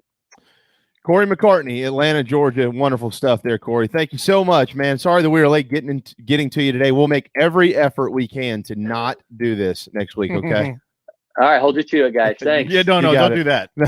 Do it. Thanks, man. See ya. Right. Thanks, guys. Yes, sir. Corey McCartney joining us from Atlanta, Georgia. He's a Heisman voter. So is Gene Sapikoff, and he's up next right here on the JB and Goldwater Show, driven by Stokes Volkswagen. Merry Christmas! Keith Gunther here with McFadden Pest Control, wishing you all a happy holiday season. The only outdoors we want coming inside your home this time of year is the Christmas tree. McFadden Pest Control wants to make sure your family has a safe and enjoyable holiday season. And the best way we know how to do that is to make sure your homes are pest-free. We've been protecting the Low Country for over 40 years. Families trust us. We hope you will too. We're wishing you and your family a Merry Christmas from the entire McFadden Pest Control family. McFaddenPestControl.com. At Patriots Point Naval and Maritime Museum, families walk in the footsteps of our nation's heroes, the brave ones who risk their lives to defend our way of life. Home to the aircraft carrier USS Yorktown, USS Laffey, and the USS Clamagore, there's more than 1 million square feet of exhibit space to roam. White Glove certified, we have several new health safety measures in place to enhance the visitor experience. Come for the day and leave feeling inspired. One of the most impressive museums in the country, located right here in Mount Pleasant. Visit patriotspoint.org for more. We'll see you soon. Bourbon and whiskey drinkers of Charleston. Paddock and Whiskey on James Island and the Terrace Shopping Center on Maybank is your home for the finest and rarest bourbon and whiskey drinks in the Lowcountry. This is where I hang out. Go meet my friends Reed and Chris and try one of their exclusive barrel pick bourbons. They have the largest private barrel collection in the state, and let their knowledgeable staff recommend your next pour. PaddockandWhiskey.com. Let not your heart be troubled. Paddock and Whiskey is here for your next double. We're all friends around here. Paddock and Whiskey, proud partners of the JB and Goldwater Show. This is Scott Glaze, head golf professional at the Links at Stono Ferry, located on the outskirts of Charleston, South Carolina. I'm inviting you to tee it up on one of the most scenic and challenging courses in the Lowcountry. Our back nine is highlighted with 3 holes that border the Intercoastal Waterway. Visit stonoferrygolf.com to book tee times and discover all that Stono Ferry has to offer. The Links at Stono Ferry is a former South Carolina Golf Course of the Year and is also home to the College of Charleston men's and women's golf teams. Come see us. We would love to have you. stonoferrygolf.com. Hi, I'm Chris Half, Public Information Officer at the Patriots Point Naval and Maritime Museum. We're home of the mighty USS Yorktown, USS Laffey, Clamagore, and Vietnam experience. And we're a proud partner of the JB and Goldwater Show. We invite you and your family to come see us and enjoy a day on Charleston Harbor. Visit patriotspoint.org for more information. And now, it is my honor to present the national anthem.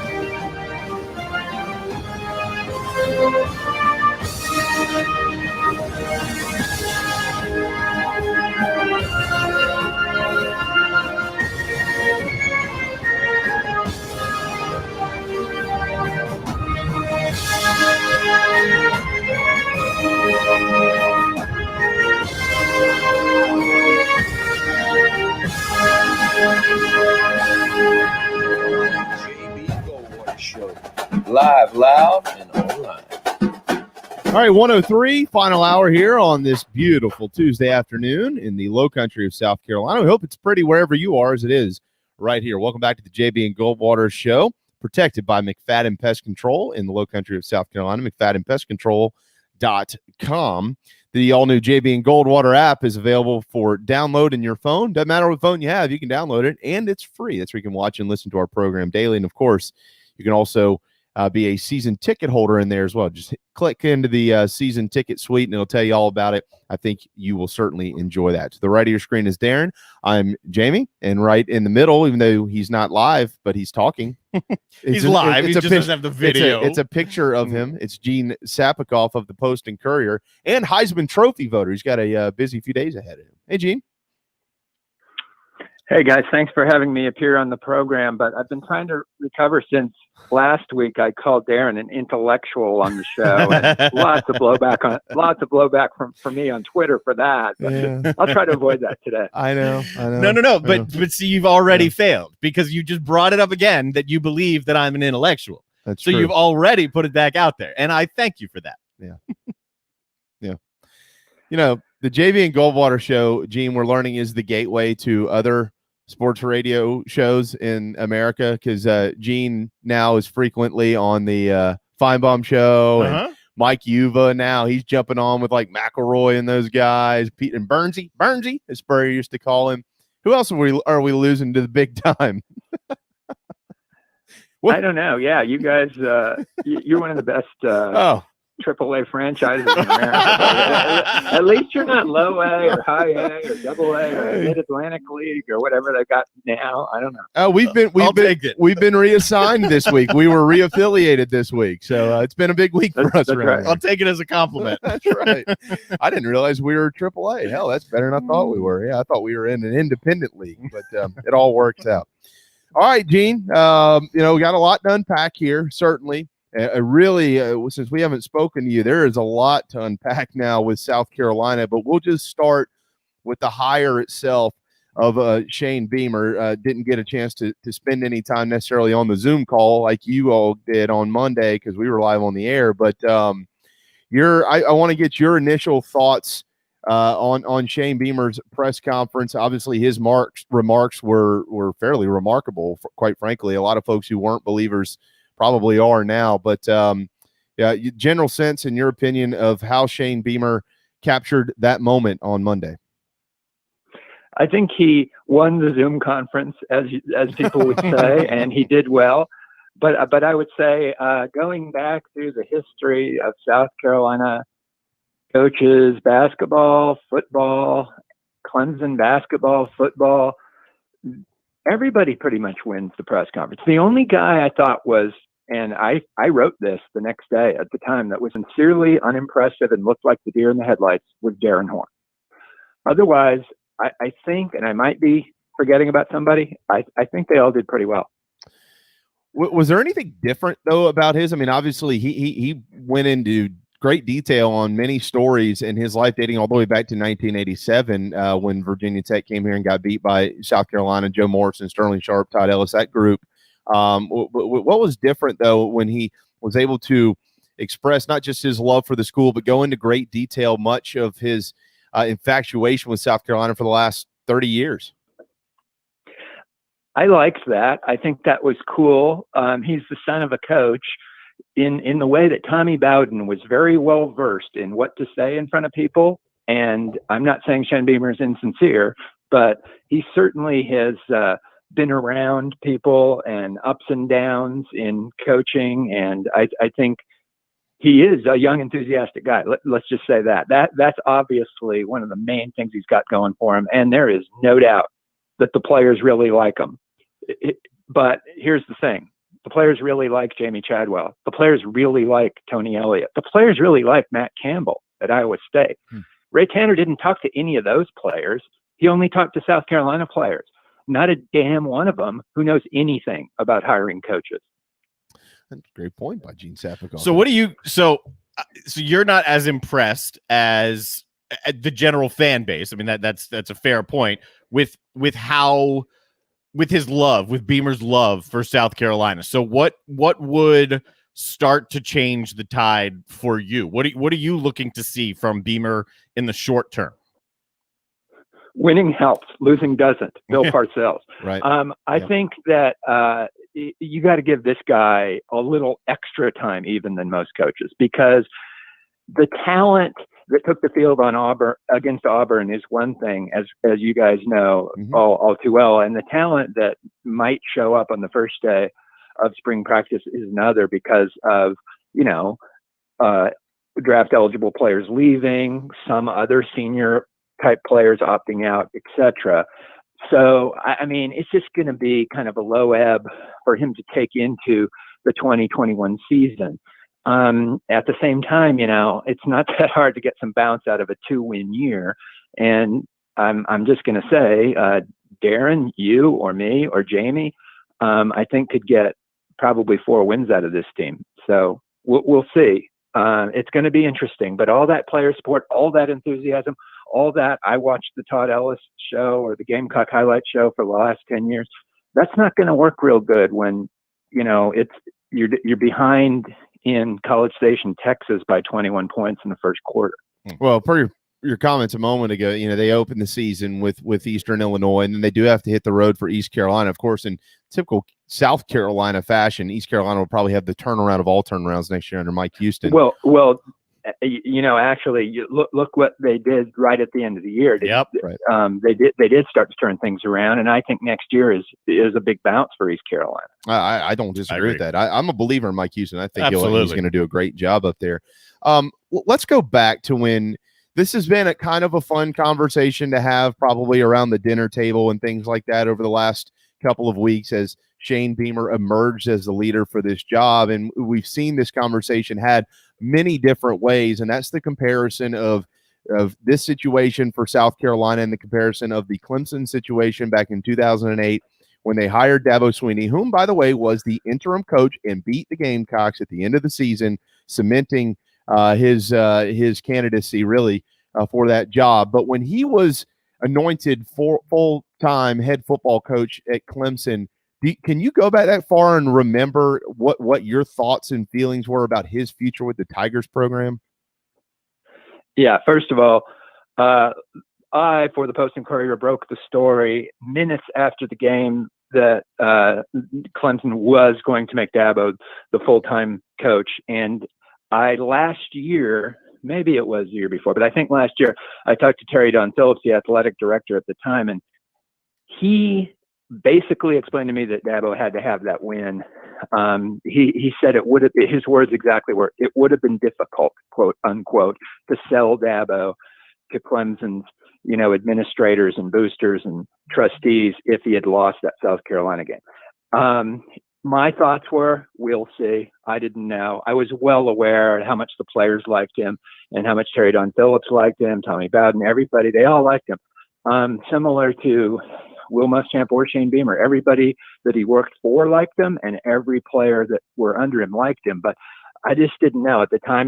Florida State and Virginia Tech and Boston College were just all better than Clemson, and even Wake Forest, which is why Tommy Bowden got fired.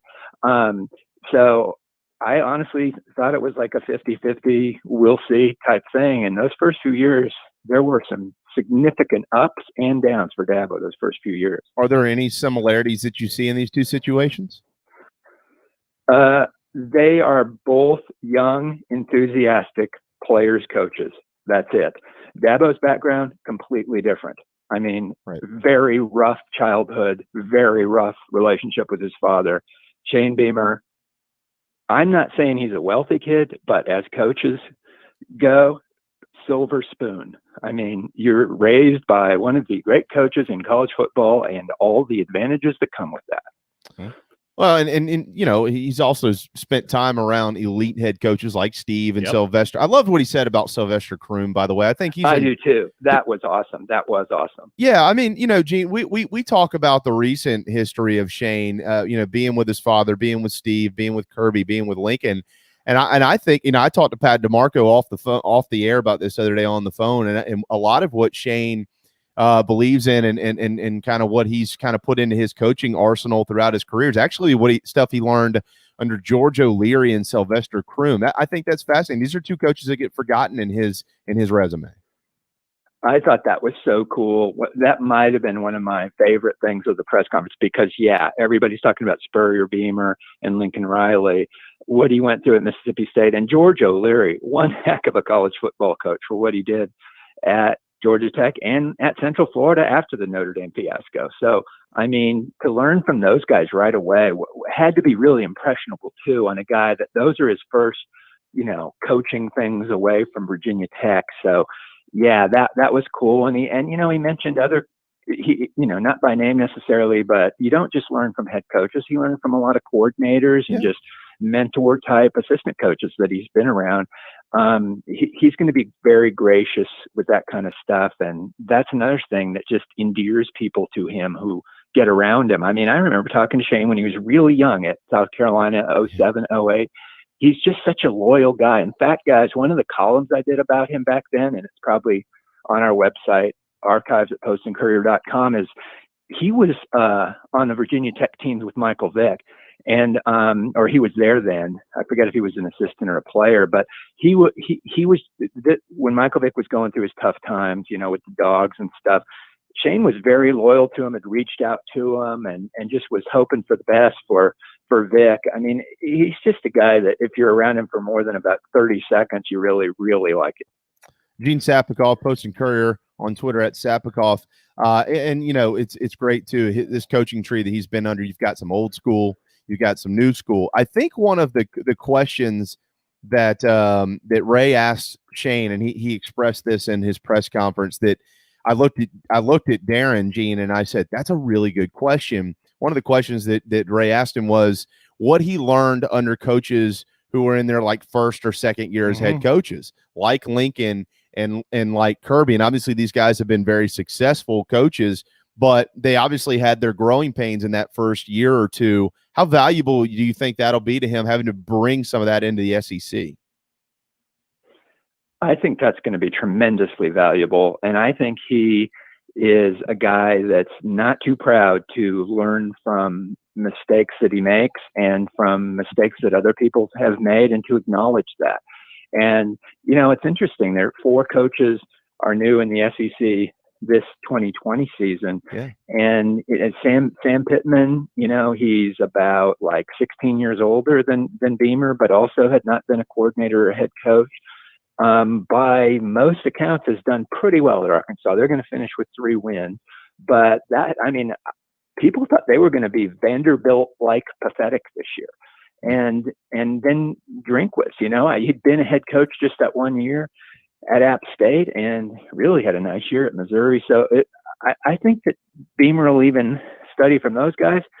And it's interesting that Dabo called them and they had some kind of conversation. I don't know how long it was, but whatever advice he got was probably pretty good. Well, I saw those quotes because Dabo was asked about that, and I think that was very gracious of Dabo. And I think what Dabo told him is the truth, because Dabo's done exactly what he told him. Dabo told him, build your program. First of all, take your time and hire people that you trust and share your vision, and build the program from the inside out. And don't listen to the Jamies and the Darrens and the Genes of the world. All these people who are on the outside looking in and grading this thing.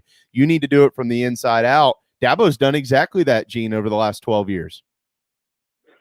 Yeah, and some of it was learning from ridiculous mistakes. For instance, Sure. Dabo, that first season, his role on the sidelines was to signal in play. I remember writing a column after they lost a game at Maryland, back when Maryland was still in the ACC, just hammering him for that, saying, you know, the leader in the brain trust is not busy signaling in play. Stop doing that. And then, you know, after the 2010 season, Dabo thought he might get fired. They finished 6-7, losing to South Florida in a bowl game in Charlotte. And what does he do? He cans his good buddy, Billy Napier, and brings in Chad Morris, and that started the turnaround.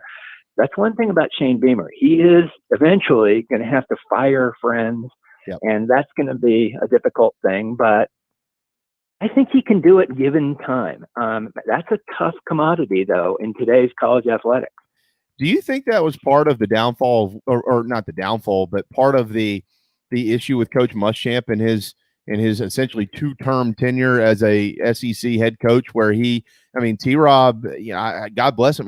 Tavares Robinson's a wonderful, wonderful man. He's a great father, but he struggled as a defensive coordinator. And there's been some other issues, obviously, at OC and things like that. Has Will just been unwilling to part ways with guys that he's very close to, do you think? Yes, is the answer in short. But what's really weird is it almost went like an upside down situation. Will Muschamp early at Florida brings in offensive coordinators like Charlie Weiss and Brent Peace from Boise State. You know, I mean, these aren't buddies of his. Yeah. But after that, I mean, way too loyal to Kurt Roper and other offensive staff members that he's had over the years, and maybe T-Rob too, although I don't think that surfaced as a huge problem until this season. But yeah, one of the great things about Will Muschamp, a loyal guy. One of the bad things about Will Muschamp, a little bit too loyal of a guy.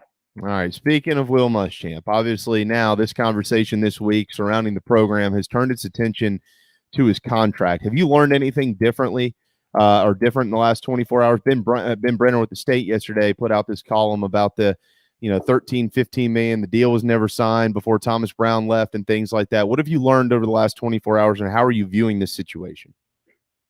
Yeah, I heard last week that through some people that maybe that buyout figure was a little low, that 13.2, and to look into it. And that's why my questions to Shane Beamer and Ray Tanner during the press conferences were all about following the money. And we'll see where this goes. I'm not sure. For some people who get fired for their sake, if this is as bad as it could be, I hope there's not that much to it, that there's, some sort of discrepancy, a misunderstanding, and that Will Muschamp will settle for $8 to $10 million or something like that. But we'll just kind of see where it goes here. How important is it for right now, I guess, more the fan base than anything, to hear a response from the university? I think that what they are trying to do at South Carolina is address this in one statement, and that is that we have successfully negotiated a buyout with Will Muschamp. If they can't do that, I expect that they'll say that discussions are ongoing and we expect this to be resolved amicably. I'd be surprised if it's much different than that. They certainly don't want a 2, 3, 4 day story. No, because that could even bleed into recruiting if it starts to get to be a thing of, hey, they're going to have to find this money somewhere. I don't know where they're going to get it, but maybe it's going to come out of the football budget. I don't know. Well, and it's just a divisive conversation to have right after, they've made this hire. The majority of the fan base is enthusiastic about the future of the program, and you've got this ongoing situation here. But let me bring, so Darren brought this up at the beginning of the show, and he's not wrong. Darren's right, actually. We're both kind of right in the way we're viewing this. There's a couple of things here that people need to kind of remember in these conversations. This isn't like specific to South Carolina, Gene. I mean, like, there are other coaches that we've seen. I mean, different scenarios like the Willie Taggart situation and things like that. There are other scenarios where contracts don't get signed for one reason or another. Jimbo Fisher didn't sign his for a while at Texas A&M. Again, totally different scenarios, and I understand that. But there are different reasons for some of these contracts not being signed. And then the mitigation clause, which is what Darren brought up. He's like, that's more where I'm concerned with, is why wasn't there a mitigation clause? But a lot of research has shown there is a lot of SEC guys, and we know who they're represented by, Jimmy, that they don't have mitigation clauses in their contracts. Gene, what are your thoughts on that? Yeah, this popped up. By the way, Dabo Swinney went a long time without a signed contract. Wow. Okay. This popped up with Les Miles, if you recall, that they were basically like, hey, you need to be looking harder for work. You can't just be sitting around there collecting this money. And Google that. That was pretty funny. But Jimmy Sexton is a very smart guy, and we'll just see. But why they get into these contracts in the first place, I really hope that they don't essentially bid against themselves with some ridiculous buyout clauses and Shane Beamer's deal. Gene Sapikoff, 122 on this Thursday afternoon. All right. So you're a Heisman voter, but I'm not going to ask you about the Heisman just yet. We're going to talk about the Doak Walker Award. Because, look, so here's – all right, so Kevin Harris isn't a finalist for or semifinalist, for the Doak Walker Award. I think it's a shame. He's the third leading rusher in the country right now, and he's leading the SEC by 100 yards. That's going to change because Najee Harris will continue to play football. But as bad as Carolina was this year, Gene, nobody was better than him. I mean, this was – one of the most special seasons we've ever seen, a 10-game SEC schedule for the Gamecocks, and he averaged well over 100 yards in all of those games. The response, though, from the Doak Walker Foundation leaves much to be desired here, because the preseason watch list didn't have him on it. It shouldn't have. He wasn't on anybody's radar, barely his own staff's radar. But as the season goes on, there's nothing that says that they can't add a name to this. And I'm going to credit Chris Clark here, our friend from Gamecock Central. He spoke with him, and they said, yeah, look, we discussed him, before these semifinalists all came out, and we talked to the appropriate parties, but we just didn't add him to the list, and it hasn't been updated since then. And so he was considered, but he's not a semifinalist. That's not a very appropriate response to me, Gene. These secondary awards, most of them are ridiculous. I mean, some of them are just silly, and for the reasons you just stated. People who don't deserve to be nominated or who are on those lists because of what they did in previous seasons, that's always been something that's bothered me. Kevin Harris deserves to be an All-American. Maybe not a first-team All-American, but in the classic AP All-American teams in which they name a first, second, and third team, 6 running backs, he deserves to be on there. He played in the best conference. He played without threat of I don't know, even a good passing game.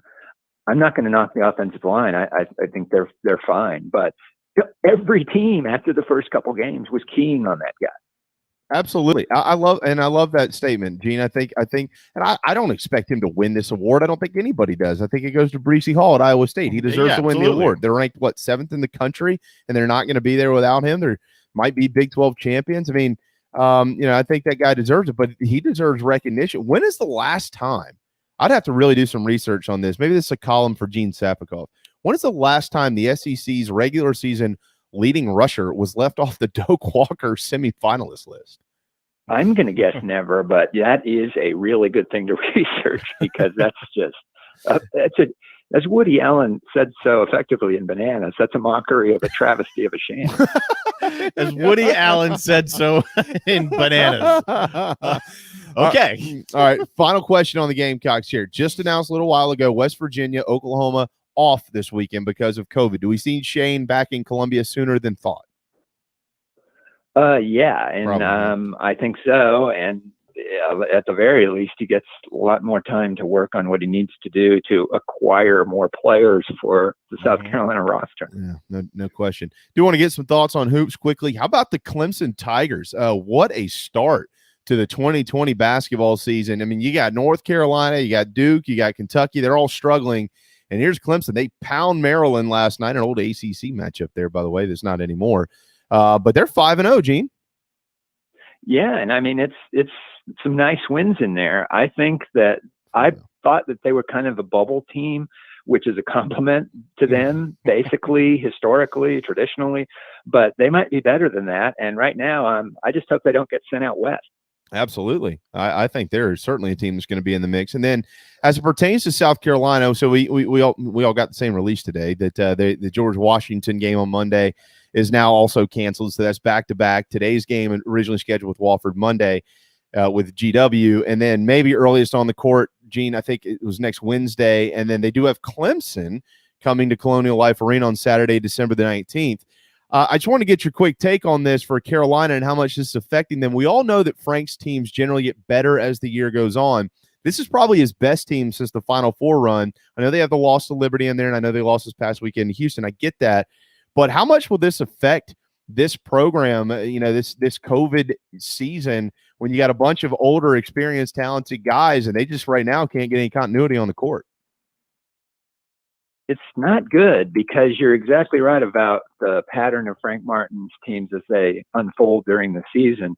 But I have a feeling that this is going to be even out somewhat because there's going to be a lot more teams affected by this. And I liked Rick Pitino's thoughts at the start of, September, whenever he said that we should just start basketball on January 1st. And I like what Coach K and others have said this week that maybe we need to just pause for a while and get this together through the holidays. Good stuff. Do you think that could happen? Yeah. Do you think there could just be a pause for X amount of time? Darren, this is why I like being on with you because I'm going to call you, I'm not going to use intellectual, but you have television acumen that I sure don't have. So I don't know, but I think ESPN will be making that decision. That's a good call. I agree with that. All right, Gene. So what are you covering this week? Is there anything left?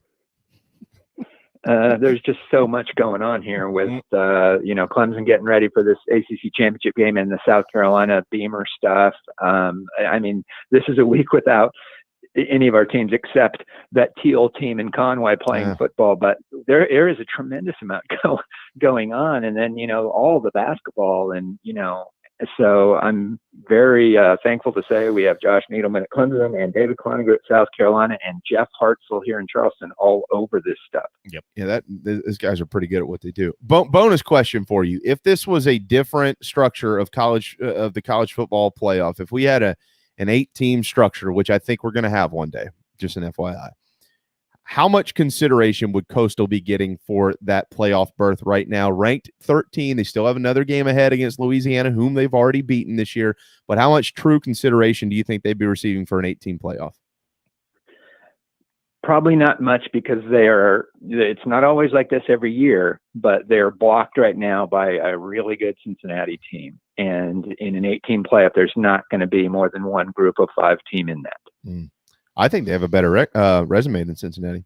Better league for Cincinnati. Well, that BYU game was absolutely huge, and Cincinnati can still lose, so they could move up that way.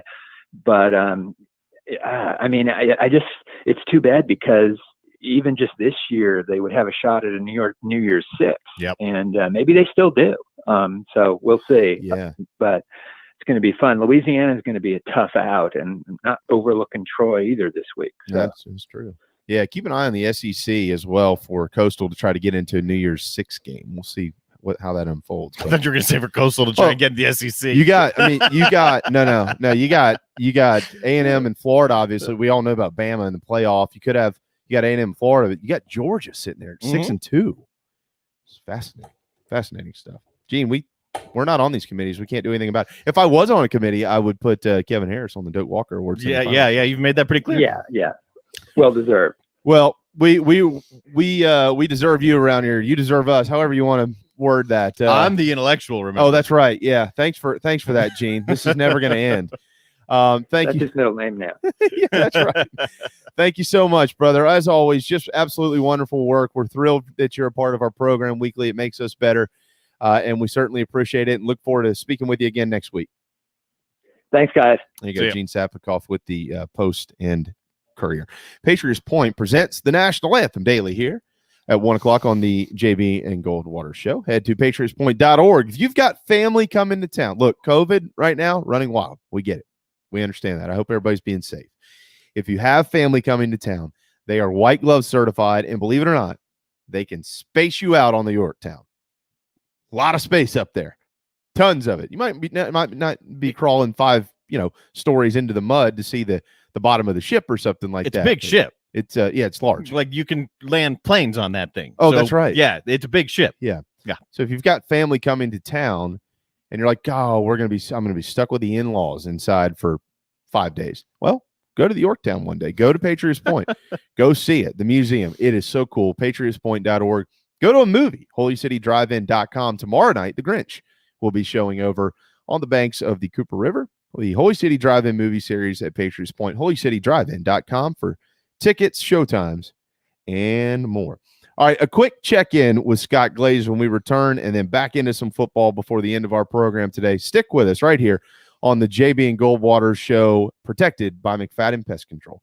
Is your old car really scary? Does it look dreadful or smell awful? Don't be frightened. There's never been a better time to trade in your spooky old car. Stokes Volkswagen just received a new shipment of the VW Atlas and VW Crossport. But here's what makes that even sweeter. Every new Atlas and Crossport is $3,000 off MSRP. Plus, every 2020 Volkswagen is available with 0% financing. That's right. You get both the huge discount and 0% financing. So if you want to play trick or treat at other dealerships, that's okay. Come see us at Stokes Volkswagen on Ashley Phosphate or visit stokesvw.com. Peace and love at Stokes VW. Plus tax tag includes $399.50 closing fee. Offer subject to lender approval. Expires month end. Merry Christmas! Keith Gunther here with McFadden Pest Control, wishing you all a happy holiday season. The only outdoors we want coming inside your home this time of year is the Christmas tree. McFadden Pest Control wants to make sure your family has a safe and enjoyable holiday season. And the best way we know how to do that is to make sure your homes are pest-free. We've been protecting the Low Country for over 40 years. Families trust us. We hope you will too. We're wishing you and your family a Merry Christmas from the entire McFadden Pest Control family. McFaddenPestControl.com. Family Bingo Night is back. All 3 Dog and Duck locations. Every Monday from 6 to 8 is the perfect time to bring the kids, have dinner, and play bingo. They've upped the prizes with retail store gift cards, gas cards, in-house cash cards, and kid-friendly gift cards like Nintendo, pizza, App Store, and more. Thanks for supporting local businesses like the Dog and Duck in Bell Hall, Park West, and on Clements Ferry Road. The JB and Goldwater Show. That's us. 'Cause we play this. And there are these guys in a band on stage bouncing on trampolines, and one of them is playing a vacuum cleaner on his face. It was the greatest thing I'd ever seen. This band was going for it as hard as they could. I've never seen anything like it. And I said to the bartender, I was like, who is this band? Oh, this is a band from New Hampshire called Fish.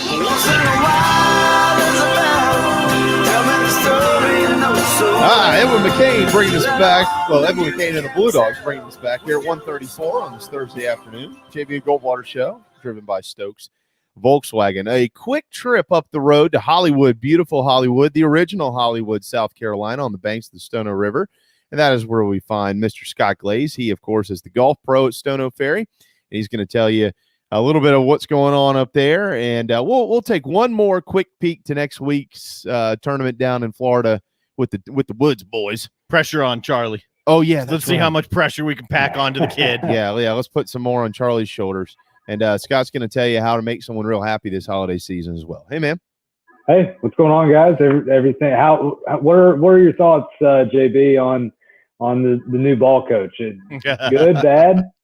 Gee, we haven't been talking about it at all. No, it's been a down week. No, I think that Coach Tanner knocked it out of the park. Honestly, I think that Shane obviously is, as they all do. Every coach out there is going to have a little bit to learn when it comes to becoming a head coach, specifically in this league, where every week is a grind. But Shane knows that. He's been in this league and he's coached under some excellent dudes. This isn't necessarily all for public consumption just yet, but I've had a sneak peek at some of what he plans to do inside the program, a restructuring of sorts in some areas, and that is very intriguing. Kind of more of where we are in 2020 with some of the top programs in the country and how they do things. And I think that Shane Beamer, I think that Ray Tanner hired one of Carolina's own. I think that the fans have a head coach that loves the school like they do, and I think there's something to be said for that. Yeah, I think you had retweeted a video earlier this week that was really good that talked about that, of kind of if he can be successful, the cult following that will follow it, and I think it's good. You got to create a brand. That's what you got to be in college football these days. That's right. Well, and that's what Dabo did it. There's going to be some Clemson fans that argue that they were a brand before Dabo got there. No, not this brand. Not this brand. No. Not even close. It's not even in the same stratosphere, and there's nothing wrong with saying that. There was the elite, and then Clemson wasn't in it, but they are now. And as Dabo has said a million times, you recognize that tiger paw, and it's just like, you recognize the white helmet at Penn State. They're not any good this year, but when they send you a letter in the mail, it's Penn State, it's Michigan, it's Ohio State. They don't have to have a logo on their helmet to know who they are. They've got a brand, and I think that's something that Shane is certainly going to try to do. That's awesome. I'm excited. I'd love to see in-state schools do well. Speaking of a brand, I think, and how about this for a transition? I think we've got a great brand here at Stono Ferry. Everybody's got to come check out this holiday season. Golf course is in awesome shape right now, and we would love for everybody to come see us. We've kicked off a holiday sale, got a bunch of stuff in the pro shop, so things are busy out here. That's why I hadn't been keeping up with the coaching search at all. I didn't know anything about it. Well, did y'all redo your website? Yeah, new website launched into last week. It's a new website. We got some new stuff on there, a little more interactive, a little more up to date, very up to date in terms of people scrolling. That's why we did it, really, because so many you view so many sites and pages on your phone or tablet nowadays, and so it's a lot easier to navigate our site on your phone now or on your tablet. We got some new stuff you can order online with our grill, so that's a nice little feature there.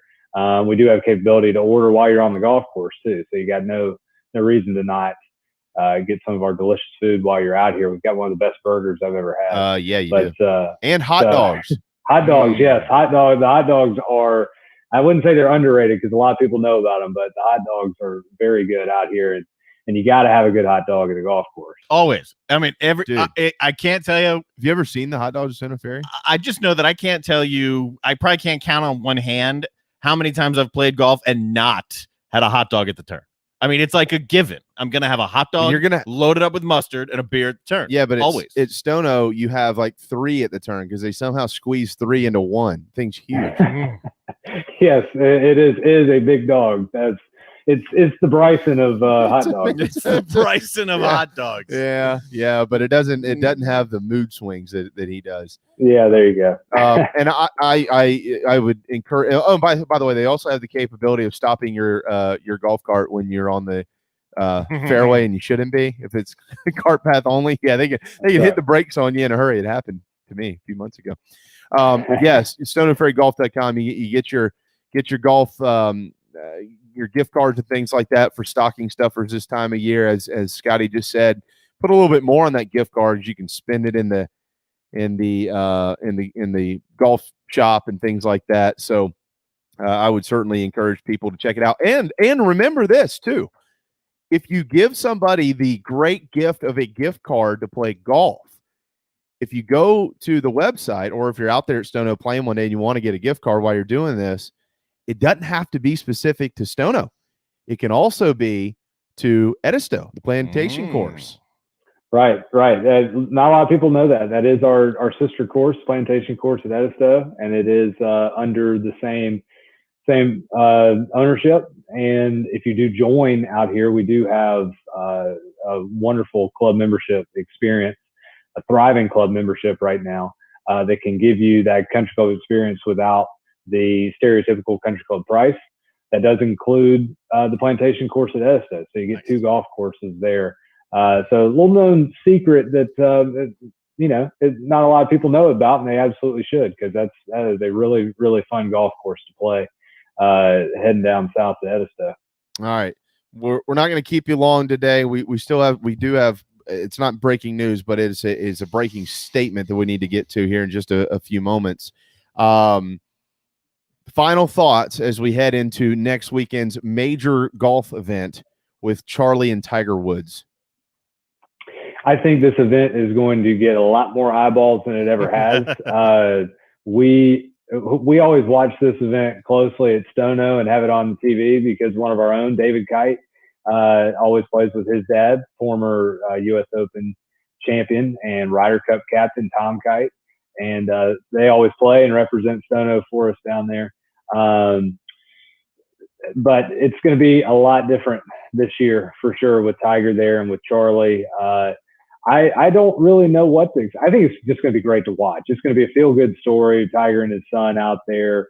I know a lot of people are going to be quick to maybe judge Charlie's game, and is it going to be as good as Tiger's? And let's compare his swing. And that's a guarantee right there. There'll be a side-by-side comparison of Charlie's swing and Tiger's swing. We know that's coming. There will be tons of comparisons. It's all in good fun. This is a competition, but it's not, a major championship or anything like that.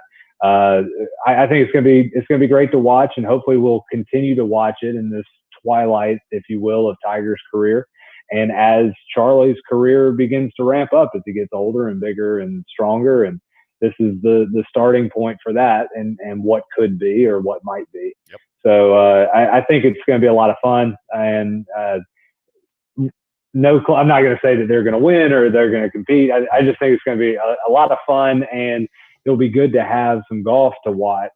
We've got great golf to watch this week. We have the U.S. Women's Open this week, and but next week it'll be great to have golf to watch during a time that we're maybe not as interested in golf. It'll be a nice alternative to have Tiger playing. Well, this is the first U.S. Women's Open since you and I spent a week together, isn't it? Yeah.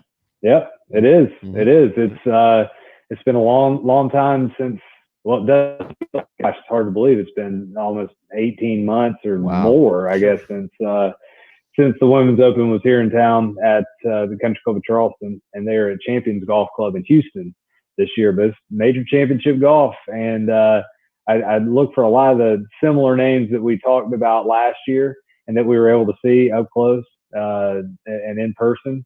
I I would look for them to do very well this week and compete. I think you're going to have a lot of big names to be competing for the last major on the women's schedule this season. Yeah, I've been very blessed to do a lot of things in this industry. That was my favorite week that I've had. I mean, I went and, was on the floor with the Gamecocks up there in Greenville in 2017. And, of course, we had a bunch of other stuff going on, things like that. But that week that we spent at the Country Club of Charleston with you and Meredith Taylor was just fantastic. And it had nothing to do with me. Yeah. These guys, man, I still think that you and Meredith need to link up. And if y'all can find some time, maybe once a week or something, to do some type of golf show podcast thing or something, you can implement both the men's and women's game. It would be very much listened to. I think you need to call Meredith and do it. That's a good idea. That's a good idea right there. Shout out to Meredith. I hope she's listening. She's listening right now because she commented. Yeah, she made us all look good. Well, you and Meredith need to link up and do that. Let me know. I'll get Darren on the horn and he can produce it for you. Darren, there you go. Darren, there you go. I can do it. Drive out to Stono and produce this thing every week. No, it'll be remote. I'm here. You're there. Meredith's wherever she is. In Columbia. Yeah. On that note, we'll let you run, but I just want to make sure that we continue to push this and to remind folks, StonoFerryGolf.com. Go get your gift cards now to play some golf there or to play some golf at the Plantation Course at Edisto, the gift shop, obviously. You can throw some money on the gift card for someone to spend in there. They can spend it at the bar while they're out there, whatever they want to do. It's a hell of a gift this time of year. We've all kind of been stuck inside throughout the year and definitely throughout the season now with COVID ramping up, and this will give people a safe reason to get outside, separate themselves a little bit, and enjoy a beautiful part of the Low Country, and that is the Stono Ferry Golf Club in Hollywood, South Carolina. On that note, Scotty, thank you so much, man. Have a wonderful weekend. We appreciate you hopping on again.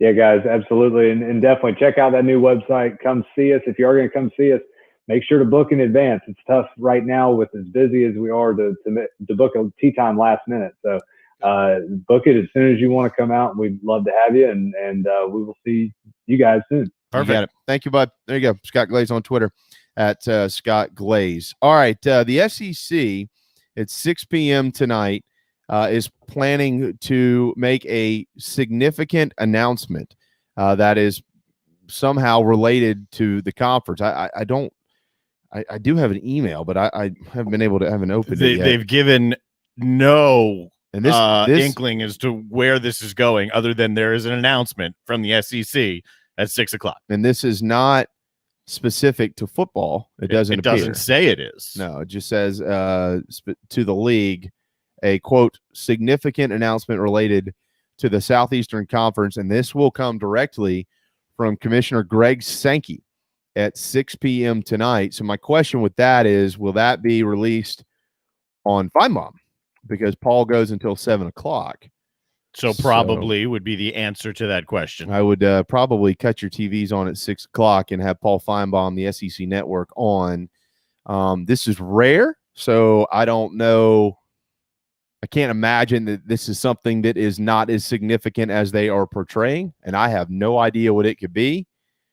I don't know.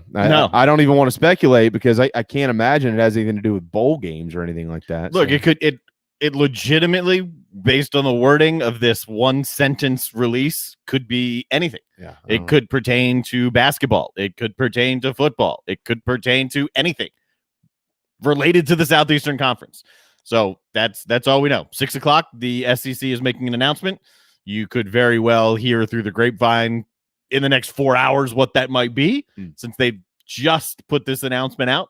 So people will be working behind the scenes to try and figure out what will come at 6 o'clock. But there's an announcement about something. Something's coming. We'll find out what it is here in a little bit over 4 hours. The SEC also did release their December 19th Saturday slate of ball games. Remember, the SEC Championship is playing that night at 8 o'clock on CBS, but A&M and Tennessee kicks at noon. Vandy, Georgia kicks at noon. Ole Miss at LSU kicks at 3:30. Missouri at Mississippi State at 3:30 as well. That's the slate on December the 19th. That is not the significant news that the SEC will be releasing tonight. No. So we're going to continue to have to kind of wait around and figure out exactly what that is. Also, our friend Mike Yuva, who was on with us Monday with Watch Fox up in Columbia, did release. I would encourage people to go check it out. I look forward to being able to watch this at the end of our program. He released an interview, an exclusive interview he had with former All-SEC Spur at South Carolina and NFL veteran Darian Stewart, who has told Mike and Watch Fox that he is retiring from the NFL and, quote, would love the opportunity to work with Shane Beamer and help turn things around at South Carolina. And we'll kind of start to finish our program with that today. Let me kind of get back into this for a second here, okay? Sure. Because there's but from a little bit of a different angle, because there continues to be this narrative, and I hope that the keyboard warriors who are on Twitter and Facebook and message boards all across the land that know more than everybody else, I hope that you'll listen to this, because there are words that are being left out of your conversations when they're being had, because what you're saying isn't true. It is true that there are players who would be interested in roles within the program if certain roles are created and they are qualified for those roles. Yeah. It is not true that Shane Beamer is specifically trying to recruit 25, 30, 50, 100, whatever it is, former players just because they put the uniform on to just come back and do something.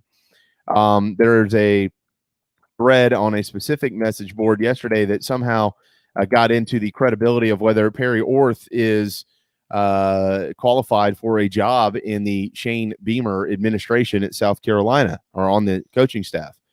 Perry Orth is not vying for a job on the coaching staff. He's not. Now, if he's ever approached for something and they think that he's qualified for some reason, that could be a different conversation. That's not what they don't even know each other. So there is this fake argument out there. People are arguing about something that's just not true, which is humorous to me. It's like, okay, if you want to argue about things that have teeth to it, that's fine. But don't argue about something unless what you're arguing about actually is true. There is no basis for Shane Beamer trying to create 20 to 30 positions to just fill them with former players, and there's no basis for former players supporting Shane Beamer just because they want a job at South Carolina in some off or on the field role.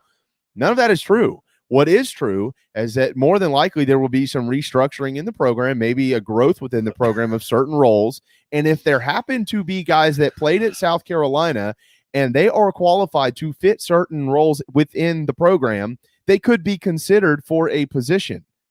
Outside of that, none of what you say is true. None of it. All I can do is laugh that this is still coming up. Can you believe it? This is the definition of message board garbage. Garbage. It's called garbage is what it's called.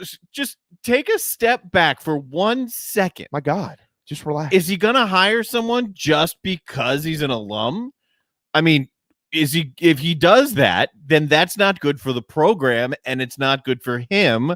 And then things go south. But this isn't that complicated. No, in fact, it's very, very simple. It's a good thing to have qualified people on your staff that know the history, that know the tradition, that bleed garnet and black, right? Same as it is for any other school to have guys. Clemson has done from the program. Sure. Yeah, they've all done it. Tons of schools have done that. Yeah. But just because but it's not exclusive to that group of people. No, and just because you played doesn't make you a candidate. Nope. It blows my mind this is still going on. No. This is Thursday. Right. This is Thursday, and it's come up for like 3 or 4 straight days. It makes zero sense. And you know what happens here. People see some type of headline, they hear some type of comment, they put it on a message board. Nobody knows the people that comment on those type of things are on Twitter or wherever. Yeah. When they start engaging and everybody start bitching and arguing back and forth, they don't know about they don't know the context in which that was said. They don't even go back and try to find the context in which that was said. And nobody has said that. Shane's never said it. I've never said it. The people that run these message boards have never said it. That's not what anybody has said. Nobody has said that. Like, enjoy the season and stop trying to tear people down. None of that is true. What is true is that there is a model out there that is successful, that if there are qualified people, many of them are former players because they're qualified, not just because they put the uniform on, but they might have been coaching in somewhere. They might be whatever it is. I don't know what the qualifications are. It's just whether you're qualified or not. And a lot of those guys did play in the program, and a lot of them didn't. And like when you go look up at Clemson and Georgia and other places, they have a ton of former players that are in there. But it's not just because they were former players. Yes, it's a bonus. And yes, that is certainly something that moves you to the top of the list. But when you start interviewing these guys, well, do you know anything about what you're talking about? Well, no, but I played here. You're out. There's more to the process. So let's just see what happens. I've done hundreds of games across all different sports. And in doing so, you prepare and learn about the staff and stuff. And it's a regular conversation with coaches, assistant coaches, sometimes even players. When you see that so-and-so is an alum and he's on the staff, and maybe there's a couple of guys like that, and it's an easy question to ask, what's the value of this? And it's always a good value. But the guy's not on staff simply because he has a diploma. He's on staff because he's qualified. It's like if you and I are both vying for a job and we're identical candidates, but the job happens to be at Carolina and you bleed garnet and black and I went to Penn State, it gives you a leg up. Yeah. Okay? That's it. All right, That's it. You still got to be qualified for the gig, man. So, everybody just, pump the brakes, quit hurling insults back and forth behind your keyboards and things like that. Find something to do. Go ride a bike or go ride a bike. Go to the beach and dig a hole to China or something. I mean, there's just so much else you can do besides trying to be offensive to people who are just trying to discuss something with you. I mean, it's just absurd. All it does is tear people down. I'm tired of seeing it. All right, coming up this weekend, if you haven't peeked at the college football schedule yet, it's not overly impressive. No, to be honest with you, but there are some games maybe to keep an eye on. I tell you one game to keep an eye on is the Southern Cal UCLA game. And that game means nothing like the college football playoff or anything like that. But Southern Cal is 4-0, and they're, quote, on the road in Pasadena, right down the street, basically at UCLA. They're only 2.5-point favorites. Yeah, UCLA is playing better. Yeah, Chip Kelly's doing some decent things over there. Taking some time, but yeah, you got to wonder what's going on there. But there's one game in the SEC, one game in the ACC that could give heartburn to a couple of fan bases here. 9th ranked Georgia at noon is on the road at 25th ranked Missouri. Eli Drinkwitz right now might be the guy considered SEC Coach of the Year. I made the statement yesterday. I said, look, I don't think Georgia's going to beat Missouri. The more I've looked into this game, I don't think Missouri's going to beat Georgia. The more I've looked into this game, there are some things that Missouri does, especially defensively, that actually match up very well with Georgia. I think we'll pick the game tomorrow. I got a feeling Georgia's going to be okay. Careful, though. It's a noon kick in Columbia, Missouri. Careful. The other one I'll throw at you, 17th ranked North Carolina on the road at 10th ranked Miami. Miami's only 3-point favorites in this game. Sweet lids for Miami. If you haven't seen that, they're wearing black, like a black matted helmet with the orange and green. They look sharp. Yeah. They're going to look good. Yeah. I don't know. That's not going to have any impact on the game, but they're going to look good. They will look good. Yeah. That's going to be what I'm watching back to back there. The Georgia Mizzou game at noon, and then North Carolina Miami at 3:30, and then at night probably UCLA and USC because LSU is going to get the doors blown off by Florida at 7:00 on ESPN. Unfortunately for them. Penn State, Michigan State. Oh, woo! All right. Yeah, great. Oh. One of the Pac-12 games was shifted to Saturday at noon because that's where Ohio State and Michigan would have been slotted at Fox. So they moved a Friday night game to Saturday afternoon. 9 a.m. their time for that game. Okay. Don't forget about the Holiday Festival of Lights, holidayfestivaloflights.com. We're going to give away a couple of passes to the Festival of Lights tomorrow on this program. So you can take your family, stay in the car. You have to stay in the car to drive around and see them, but we're going to do that. holidayfestivaloflights.com. Got to be a season ticket holder if you want to win anything right. we're giving away. If you're a season ticket holder, you win. You're not just going to win unless you're a season ticket holder. Yes. So go to the app or go to jvandgoldwatershow.com. Real quick, the National Day calendar. What day is today? It is Dewey Decimal System Day. Oh, God. That is not a good day. Way over my head. It is Human Rights Day as well. Okay. We all deserve our human rights. I think, right? Yes. Okay. Yes. It is Nobel Prize Day. Great. All right. Good. I haven't won one yet. Me neither. And it's National Lager Day for all you beer snobs. All right. Get out there and enjoy one somewhere. I'm not a beer snob. Good day for a lager because it's a day. If you're a lager gal or guy, enjoy that today. And that's it. National Day Counter. There you go. Remember, McFaddenPestControl.com. Try our friend Heath Gunther and his team. If you're looking for pest control this time of the year, I've had them for 2 years. They have not done me wrong yet. That's like 800 days of pest control service by McFadden. McFaddenPestControl.com, over 40 years in the Low Country. Thanks to Jay Phillips from 107.5 The Game, Corey McCartney, Gene Sapikoff, and Scott Glaze, and all of you for watching and listening to our program. We are back tomorrow at noon. Another big day around here. Really looking forward to it. Thanks to Darren Goldwater as well. Have a thirsty Thursday.